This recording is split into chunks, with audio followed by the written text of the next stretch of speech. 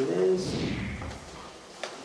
En fonction de comment on avance, on va faire Genèse 1 jusqu'à Genèse 2. Mais c'est pas grave. On va commencer donc par le...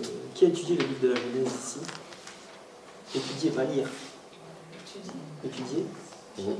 Lu un petit peu. Ok. Mais fait toujours. Certains passages, mais pas tout. Pas tout. C'est très bien. Ok. Je vous invite à aller dans 1 Jean 4, le verset 8. On va un peu s'attarder d'abord sur la vraie Genèse. Jean ou Jean? 1 Jean 4, le verset 8. Vous connaissez tous ce texte. Tous. Sur le bout des doigts. Dieu est amour. Exactement.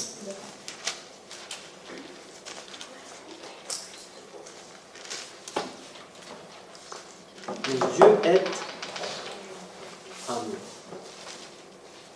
On devrait commencer nos études toujours par ce texte-là. Parce qu'en réalité, c'est ce texte-là qui donne un sens à toute la Bible. De Genèse jusqu'à Apocalypse. Si on dit que Dieu est amour, ça veut dire que l'amour, c'est qui? C'est Dieu.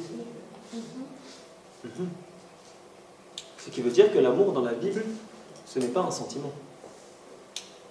C'est une personne. Voilà. Ça change par rapport à ce que le monde dit. Et d'ailleurs, ça peut fonctionner dans toutes les sauces. Hein. Parce que si l'amour est une personne, si on n'a pas connu cette personne-là, est-ce qu'on peut réellement l'aimer? C'est une question qu'il faut se poser. Donc l'amour dans la Bible, c'est une personne. Ok? Et on avait fait cet exercice avec d'autres personnes. Partout où il y a le mot Dieu dans la Bible, on peut le remplacer par quoi? Amour. Amour. C'est pour ça que 1 Corinthiens 13 ne nous parle pas tant de l'amour que ça, entre guillemets, mais ça nous décrit en réalité qui est Dieu. 1 Corinthiens 13, le verset 5 nous dit l'amour est patient. Mais en réalité, le texte veut dire que Dieu est patient, premièrement. Et d'ailleurs, c'est intéressant de noter que la première qualité de l'amour, ce n'est pas du tout la beauté.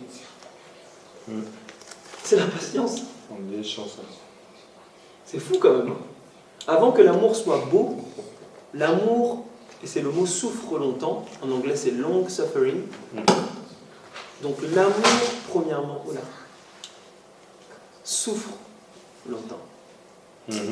D'ailleurs, c'est pour ça que l'amour aujourd'hui fait un peu peur. Pourquoi? Parce qu'on sait que lorsqu'on va aimer, ça va piquer.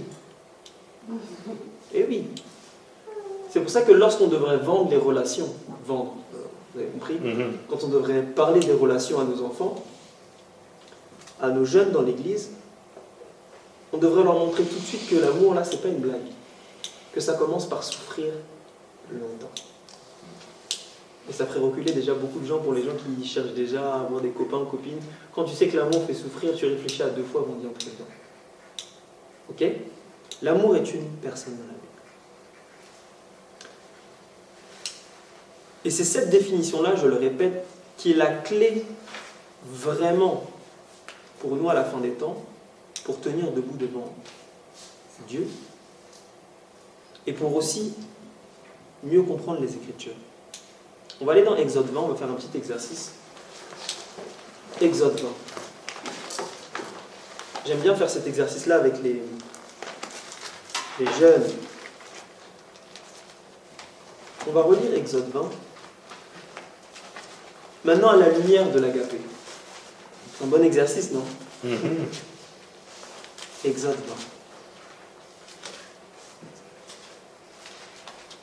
Est-ce que quelqu'un peut nous lire le premier verset, s'il vous plaît? Alors Dieu prononça toutes ces paroles en disant... Faux. Comment? Alors l'amour prononça. Ah oui, dans son parole. D'accord. Un petit piège. Je n'avais pas tout suivi. D'accord, je n'avais pas encore. Alors l'amour prononça toutes ces paroles en disant... Je suis L'éternel Amour, ton Dieu, Et oui, amour, ton amour, et oui. qui t'a fait sortir du pays d'Égypte et de la maison de servitude. Tu n'auras pas d'autre amour devant la face. Et oui. Oh. Là, le 10 commandements, c'est mielleux. C'est pas beau? Et oui. On oublie que les 10 commandements commencent par l'amour. C'est 10 paroles, littéralement, d'amour que Dieu donne à son peuple. Et avant de donner les 10 commandements, c'est intéressant de voir que il sauve d'abord, avant de mettre les commandements devant la face de quelqu'un. Dieu fonctionne toujours comme ça. Même si, lorsqu'on étudie Sanctuaire, on voit d'ailleurs ce processus. La loi n'est pas à la porte, même si elle y est d'une certaine façon. Mais lorsque le pécheur vient, on ne lui met pas la loi directement sur la tête. La loi est où? Dans le lieu très saint. Ouais. Quand le pécheur atteint déjà une certaine Il a étape. cheminé déjà. Exactement. Parce que pour comprendre la loi, il faut passer par la croix. C'est pas possible de comprendre la loi sans passer par la croix. Impossible. C'est comme dire à un enfant de se laver, pourtant il n'est même pas encore né. Impossible. Il faut qu'il naisse d'abord de nouveau pour pouvoir le purifier, le laver, etc. etc. Ok?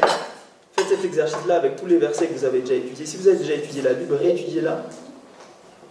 En remplaçant ça, vous allez voir que ça va changer toute la dynamique.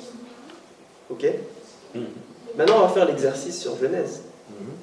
On va relire Genèse ensemble. Je sais que parfois, Genèse, ça peut paraître très ennuyant. Mais c'est vraiment mon livre préféré. On va relire ensemble Genèse.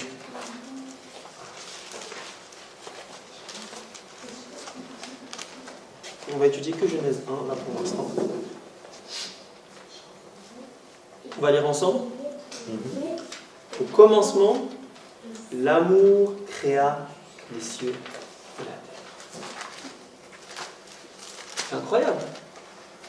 La Bible commence par l'amour.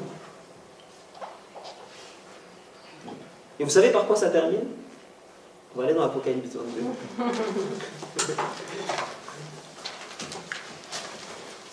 Je ne sais pas comment vous détestez la Bible. Pourquoi? Regardez la dernière bénédiction que Dieu dit. Apocalypse 22, le verset 21. Que la grâce du Seigneur Jésus soit avec tous. Ça commence par l'amour, ça termine par quoi? Par la grâce. C'est l'évangile, ça. C'est l'évangile. Donc toute la Bible est focalisée sur l'amour et la grâce. Moi, c'est pas une grâce, voilà, je suis adventiste ici. Je ne parle pas de la petite grâce bon marché là qui licence pour le péché. Non. Je parle de la vraie grâce. De Tite 2, le verset 11, qui dit que la vraie grâce vous enseigne à renoncer à toute espèce d'impudicité. Donc la grâce emmène à une vie sans péché. Et ce n'est pas ce que Dieu veut faire avec eux. Il commence d'abord en nous montrant à quel point il nous aime, pour nous emmener par sa grâce à une vie sans péché. Donc plusieurs points. C'est que le livre de Genèse ne commence pas par la loi, ça commence par l'amour. Premier point. Deuxième point, il se termine par la victoire sur le péché. Donc on ne peut pas s'extirper, on ne peut pas fuir la victoire sur le péché dans la Bible. C'est impossible. C'est là, c'est dedans. Donc, ici, on voit dans Genèse qu'en réalité, le livre de Genèse, c'est la genèse de l'amour. C'est ça, le livre de la Genèse. Maintenant, si c'est la genèse de l'amour, qui est l'amour personnifié? On a vu que c'était une personne. Dieu, effectivement.